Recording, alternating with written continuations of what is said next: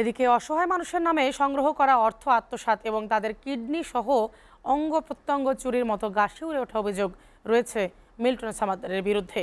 তাকে গ্রেপ্তারের পর 3টি মামলা হয়েছে। এক মামলায় 7 দিনের রিমান্ড চেয়ে আদালতে পাঠানো হয়েছে বলে জানিয়েছেন ডিএমপির অতিরিক্ত পুলিশ কমিশনার হারুনার রশিদ। তিনি বলেন, প্রয়োজনে তার স্ত্রীকেও ডাকা হবে।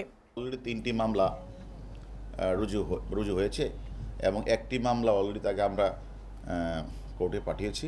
আমরা 7 দিনের রিমান্ড চেয়েছি। আমি মনে করি রিমান্ডে আসার পরে তার যে অপকর্মগুলি আছে আমরা সবগুলি তদন্ত করে বের করব। ওয়ালটন ফ্রিজ কিনে অনেকের মতো আপনিও হয়ে যেতে পারেন মিলেনিয়াল। সেরা পণ্যের সেরা অফার। সিটি কর্পোরেশনের যে অনুমোদনটা সে তো নেই সে নিজেই তো লিখে সাইন করে এই কাগজপত্র সিলগুলি আমরা তার কাছ থেকে উদ্ধার করেছি। এটা আমরা বাদী হয়ে একটা মামলা করেছি। আর বাদী তাকে রিমান্ডে আসার পরে তার স্ত্রীকেও ডাকবো। আর কেউ যদি তার স্ত্রীর বিরুদ্ধে স্পেসিফিক অভিযোগ থাকে, মামলা করে, সেই থেকে তাকে আমরা গ্রেপ্তার করব।